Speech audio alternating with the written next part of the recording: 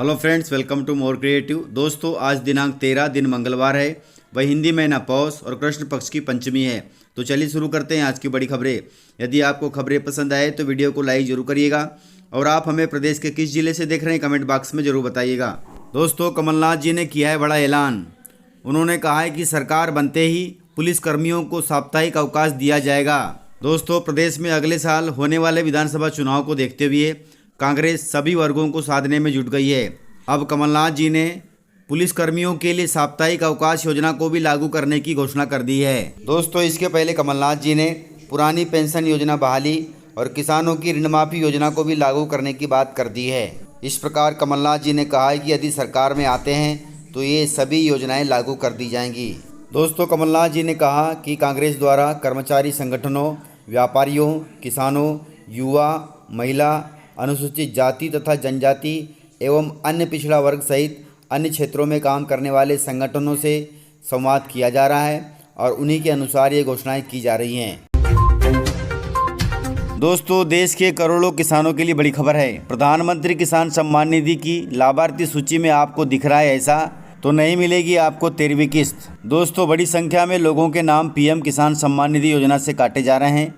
ऐसे में अगर आपको शंका है कि कहीं आपका नाम इस लिस्ट के लाभार्थी में है या नहीं, तो इस योजना की ऑफिशियली वेबसाइट pmkisan.government.in पर विजिट कर सकते हैं। दोस्तों, यदि आपके पीएम किसान योजना की अगली किस्त के स्टेटस पर सीडिंग और EKYC के आगे नो लिखा है तो समझ जाइएगा कि आपको 13वीं किस्त का लाभ नहीं मिलेगा। इसलिए बेहतर होगा कि आप जल्द से जल्द EKYC पूरा करा लें और अपने नज़दीकी कृषि कार्यालय से संपर्क करें ताकि 13वीं किस्त का लाभ मिल सके। दोस्तों, गुजरात में भारतीय जनता पार्टी की प्रचंड जीत के बाद अब मध्य प्रदेश में गुजरात मॉडल लागू करने की उठ रही है मांग। दोस्तों, बीजेपी के राष्ट्रीय महासचिव कैलाश विजयवर्गीय ने गुजरात मॉडल को मध्य प्रदेश में लागू करने की बात कही है। इससे एक कदम आगे जाते हुए बीजेपी के मैयर विधायक नारायण त्रिपाठी जी ने भाजपा अध्यक्ष JP नड्डा जी को चिट्ठी भी लिख दी है। दोस्तों, मध्य प्रदेश में गुजरात मॉडल की मांग उठते ही शिवराज कैबिनेट के मंत्रियों की धड़कनें बढ़ गई है। यदि ऐसा होता है तो मध्य प्रदेश में पूरा कैबिनेट बदला जाएगा।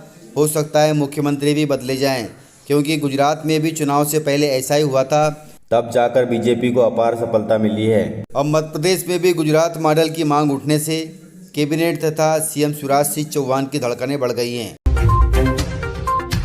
दोस्तों, उज्जैन में 13 दिसंबर से अगले 5 दिन तक विराट संत सम्मेलन होगा। इसमें CM शिवराज सिंह चौहान और बाबा रामदेव भी होंगे शामिल।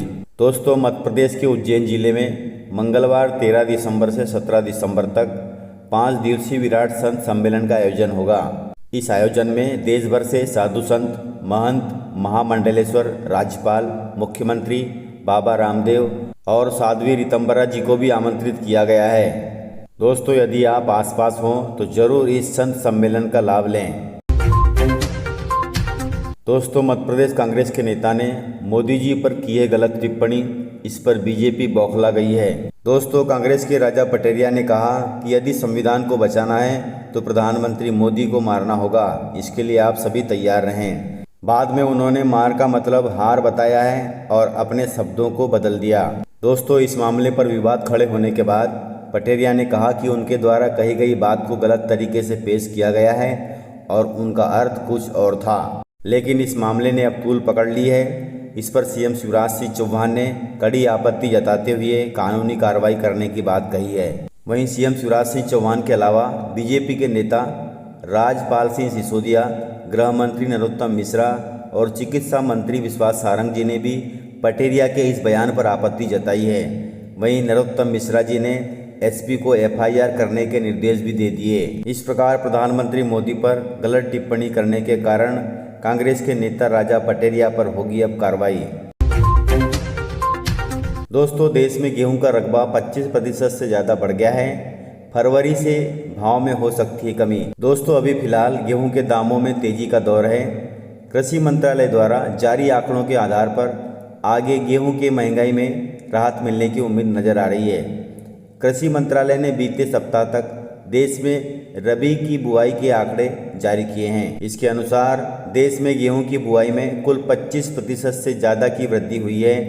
बुआई के बेहतर आंकड़ों से अनुमान लगाया जा रहा है कि फरवरी से गेहूं के दामों में नरमी आएगी, जिससे आम जन को थोड़ी सी राहत मिलेगी।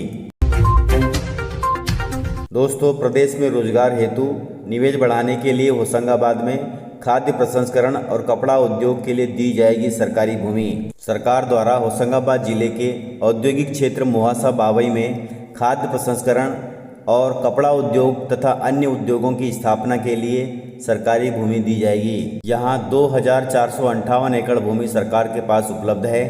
इसे बल्क ड्रग पार्क के लिए आरक्षित करके रखा गया था, लेकिन अभी तक केंद्र सरकार से इसकी अनुमति नहीं मिली है। जैसे ही अनुमति मिलती है तो इसे उद्योग धंधों के लिए दे दिया जाएगा। दोस्तों, प्रधानमंत्री किसान सम्मान निधि में KYC कार्य में लापरवाही बरतने के चक्कर में 20 पटवारियों के खिलाफ कार्रवाई की गई है। दोस्तों, भिंड जिले से खबर है। भिंड जिले में प्रधानमंत्री किसान सम्मान निधि योजना में KYC कार्य में लापरवाही बरतने वाले 20 पटवारियों को कलेक्टर साहब द्वारा कारण बताओ नोटिस जारी किया गया है। नोटिस में कहा गया है कि वर्तमान में शासन की महत्वपूर्ण PM किसान योजना में KYC करने वालों की संख्या सर्वाधिक है, जो कि गलत है। ज़्यादा से ज़्यादा किसानों का KYC करवाना था, जो कि आपके हलके में नहीं किया गया है। आप अगले 3 दिनों में इसका सही जवाब लिखित में दें, अन्यथा सख्त कार्रवाई के लिए तैयार रहें। दोस्तों, 18,000 पदों पर निकली प्राथमिक शिक्षक भर्ती अब अटक सकती है। अब मार्च तक भी पोस्टिंग मिलने की उम्मीद नहीं है। दोस्तों, करीब 11 साल बाद हो रही प्राथमिक शिक्षक की भर्ती एक बार फिर अटक गई है। पहले 18,000 से ज़्यादा पदों पर फरवरी 2023 तक पोस्टिंग होनी थी, लेकिन मेरिट सूची जारी नहीं होने से अब उम्मीदवारों का इंतजार फिर बढ़ गया है। दोस्तों, ऐसे में अब मार्च तक भी इनकी भर्ती होने की उम्मीद कम है। वहीं लोक शिक्षण ने पहले पूरा इनका शेड्यूल जारी कर दिया था, लेकिन अब दोबारा से शेड्यूल जारी करना होगा। इसके लिए करीब 2 लाख उम्मीदवारों ने क्वालिफाई किया है। इन 2 लाख उम्मीदवारों को अब इंतजार करना पड़ेगा। दोस्तों, मंदसौर जिले से खबर है। मंदसौर जिले में अफसर मंसूरी जी ने किया है धर्म परिवर्तन। दोस्तों, मंदसौर जिले में अब एक 32 साल के युवक ने धर्म परिवर्तन किया है। अफसर पिता रुस्तम मंसूरी जी ने सनातन धर्म अपना लिया है। अफसर मंसूरी अब कृष्णा सनातनी बन गए हैं। मंदसौर में पिछले 7 महीने में 6 लोगों ने अपना मजहब बदला है। दोस्तों, इसके पहले नवंबर महीने में गुना की रहने वाली नाजनीन बानो नैसी बन गई, अर्थात उन्होंने भी धर्म परिवर्तन किया। उसने प्यार की खातिर मजहब बदला था। वहीं मध्य प्रदेश में पिछले 7 महीने में 24 लोग सनातनी बने हैं। वहीं रतलाम जिले में एक ही परिवार के करीब 18 लोगों ने मजहब बदला है। इस प्रकार से जानकारियां थी। यदि आपको जानकारियां पसंद आई हो तो वीडियो को लाइक, शेयर एंड सब्सक्राइब जरूर करें। तो मिलते हैं सर इसी प्रकार की खबरों के साथ अगले वीडियो में। तब तक के लिए जय हिंद, वंदे मातरम, टेक केयर।